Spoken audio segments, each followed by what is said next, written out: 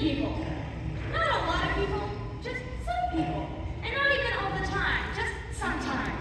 But starting today, I'm going on a people-free diet.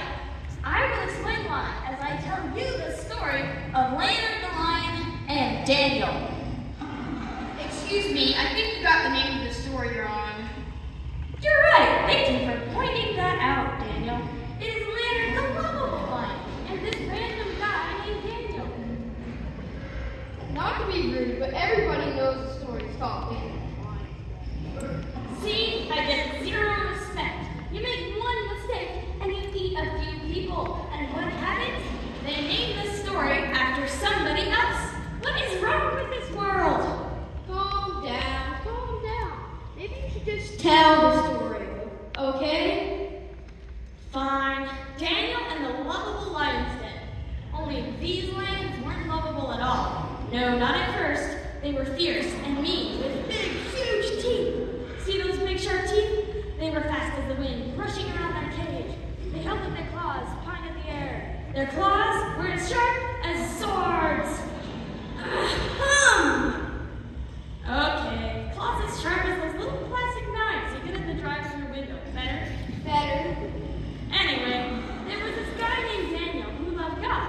And there was a king who happened to rule over an entire country. And there were some supervisors who helped the king run things. Wave, supervisors!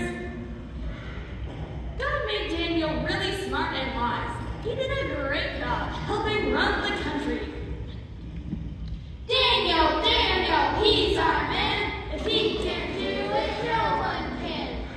Thank you, lions. That was so good, I want to hear it again. Daniel, he's our man. If he can't do it, no one can.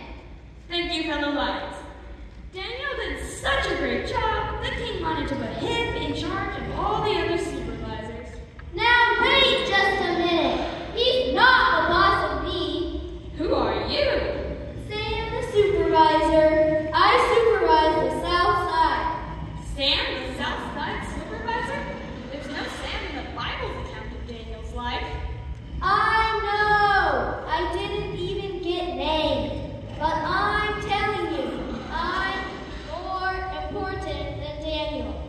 Okay, but I still think Daniel's our main character because he's God. That's what this whole story is about. Anyway, the king wanted to make Daniel the boss, and the other supervisors were jealous. They looked for ways to make Daniel look bad. See how they're pointing at Daniel? We're watching you, buddy. The supervisors followed Daniel, but he didn't go anywhere he shouldn't go. They stuck their feet out in front of Daniel to trip him, but Daniel just walked around them. One day, the supervisor saw Daniel kneel and pray, and they said, Aha! That's it! We got him! Daniel prays 3 times every day. So, that's not against the law. It will be in a minute. The supervisors went to the king and convinced the king to make a law against praying to anybody except the king. If you didn't pray to the king, you'd be thrown into the lion's den. Why is it always the lion's den? What if we're trying to cut down on crime? Why don't they throw somebody into the tiger's den for a change?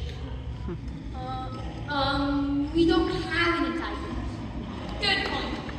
So, they threw him into the lion's den. See how Daniel is surrounded by lions? The lions roared, and they were all sent to eat Daniel. Daniel, he's fresh meat. Now we've got a snack to eat. Before we start, can I have a bib?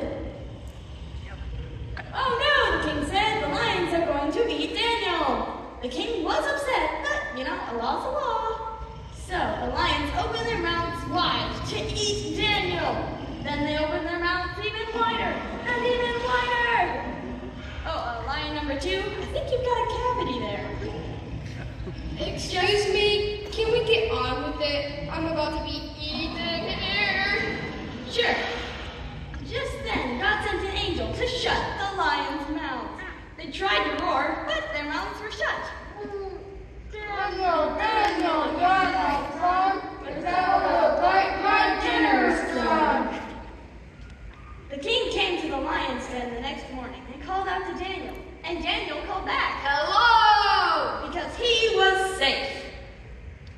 Got a lot of hungry lions in here because God saved me. Then the king forgave the supervisors and gave them all big fat raisins, right?